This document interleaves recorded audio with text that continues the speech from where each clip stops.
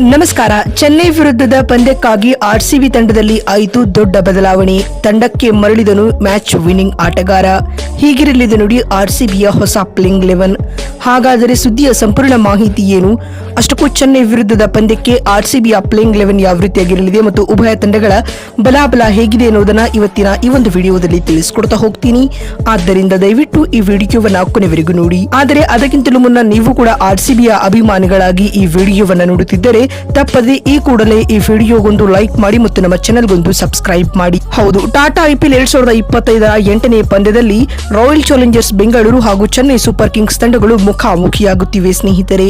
ಈ ಬದ್ಧ ವೈರಿಗಳ ಕಾಳಗಕ್ಕೆ ಚೆನ್ನೈನ ಚೇಪಾಕ್ ಅಂಗಳ ಆತಿಥ್ಯ ವಹಿಸಲಿದೆ. ರೆಡ್ ಅಂಡ್ ಯೆಲ್ಲೋ ನಡುವಿನ ಈ ಜಟ್ಟಿ ಮಲ್ಲಗಳ ನಡುವಿನ ಕಾಳಗವನ್ನ ಕಣ್ತುಂಬಿಕೊಳ್ಳಲು ಇಡೀ ಕ್ರೀಡಾ ಜಗತ್ತು ಕಾದು ಕುಳಿತಿದೆ. ಒಂದ್ ಕಡೆ ರುತುರಾಜ್ ಗಾಯಕ್ವಾಡ್ ಚೆನ್ನೈ ತಂಡವನ್ನ ಲೀಡ್ ಮಾಡ್ತಾ ಇದ್ದಾರೆ, ಈ ಕಡೆ ಆರ್ಸಿಬಿ ತಂಡವನ್ನ ರಜತ್ ಪಾಟಿದಾರ್ ಮುನ್ನಡೆಸಲಿದ್ದಾರೆ. ಈ ಯುವ ನಾಯಕರ ಮಧ್ಯೆ ವಿರಾಟ್ ಕೊಹ್ಲಿ, MS ಧೋನಿ, ರವೀಂದ್ರ ಜಡೇಜಾರಂತಹ ದಿಗ್ಗಜ ಆಟಗಾರರು ಈ ಪಂದ್ಯವನ್ನ ಆಡಲಿದ್ದಾರೆ. ಹೀಗಾಗಿ ಸಿಎಸ್ಕೆ ಹಾಗೂ ಆರ್ಸಿಬಿ ನಡುವಿನ ಈ ಪಂದ್ಯವು ಹೈ ವೋಲ್ಟೇಜ್ ಕಾವು ಪಡೆದುಕೊಂಡಿದೆ. ಇತ್ತ ಆರ್ಸಿಬಿ ತಂಡ ತನ್ನ ಮೊದಲ ಪಂದ್ಯದಲ್ಲಿ ಹಾಲಿ ಚಾಂಪಿಯನ್ ಆದಂತಹ ಕಲ್ಕತ್ತಾ ತಂಡಕ್ಕೆ ನುರುಣಿಸಿ ಇದೀಗ ಚೆನ್ನೈ ತಂಡವನ್ನ ಎದುರಿಸುತ್ತಿದೆ. ಅತ್ತ ಸಿಎಸ್ಕೆ ತಂಡವು ಕೂಡ ತಾನಾಡಿದ ಮೊದಲ ಪಂದ್ಯದಲ್ಲಿ ಭರ್ಜರಿ ಗೆಲುವು ದಾಖಲಿಸಿ ಬರುತ್ತಿದೆ ಸ್ನೇಹಿತರೆ.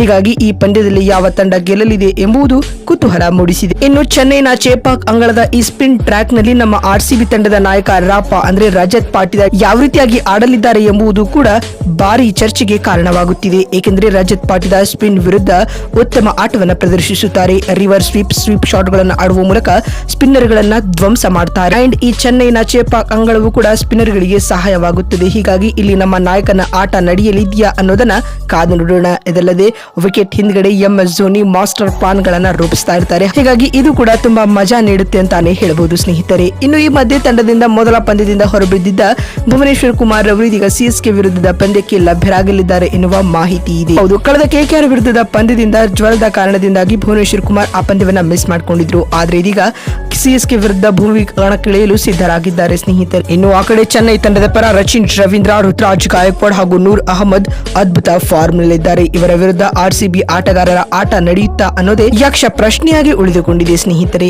ಇನ್ನುಳಿದಂತೆ ಚೆನ್ನೈ ವಿರುದ್ಧದ ಈ ಹೈ ವೋಲ್ಟೇಜ್ ಪಂದ್ಯಕ್ಕೆ ಆರ್ಸಿಬಿಯ ಪ್ಲೇಯಿಂಗ್ 11 ಯಾವ ರೀತಿಯಾಗಿರಲಿದೆ ಅಂತ ನೋಡ್ತಾ ಬರುವುದಾದ್ರೆ, ಆರಂಭಿಕರಾಗಿ ವಿರಾಟ್ ಕೊಹ್ಲಿ ಮತ್ತು ಫಿಲ್ ಸ್ಲಾಟ್ ಇನ್ನಿಂಗ್ಸ್ ಆರಂಭಿಸಲಿದ್ದಾರೆ.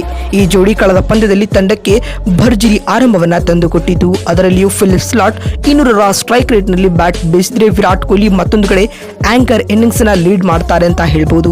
ಇನ್ನು 3ನೇ ಕ್ರಮಾಂಕದಲ್ಲಿ ದೇವದತ್ ಪಡಿಕಲ್ ಕಣಕ್ಕಿಳಿಯಲಿದ್ದಾರೆ. ಪಡಿಕಲ್ ಕಡೆಯಿಂದ ಕಳೆದ ಪಂದ್ಯದಿಂದ ನಿರೀಕ್ಷಿತ ಆಟ ಮೂಡಿ ಬಂದಿಲ್ಲ, ಆದರೂ ಕೂಡ ಈ ಪಂದ್ಯದಲ್ಲಿ ಅಬ್ಬರಿಸುವ ನಿರೀಕ್ಷೆ ಇದೆ. ಇನ್ನು ನಂಬರ್ 4ರ ಸ್ಲಾಟ್ ನಲ್ಲಿ ಎಂದಿನಂತೆ ರಜತ್ ಪಾಟಿದಾರ್ ಕಾಣಿಸಿಕೊಳ್ಳಲಿದ್ದು, ಪಾಟಿದಾರ್ ಅವರು ಸ್ಪೆಷಲಿ ಮಿಡಲ್ ಓವರ್ ನಲ್ಲಿ ತುಂಬಾ ಇಂಪ್ಯಾಕ್ಟ್ ಮಾಡ್ತಾರೆ ಸ್ನೇಹಿತರೆ.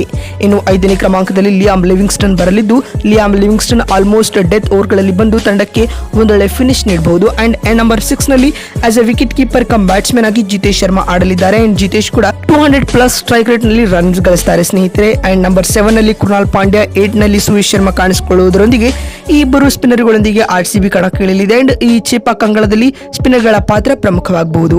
ಇನ್ನು 9ನೇ ಕ್ರಮಾಂಕದಲ್ಲಿ ಭುವನೇಶ್ವರ್ ಕುಮಾರ್ ಕಮ್ ಬ್ಯಾಕ್ ಮಾಡಲಿದ್ದು, ಭುವಿ ಪವರ್ ಪ್ಲೇ ನಲ್ಲಿ ಎದುರಾಳಿ ತಂಡಗಳನ್ನ ನಿದ್ದೆಗೆಡಿಸುತ್ತಾರೆ.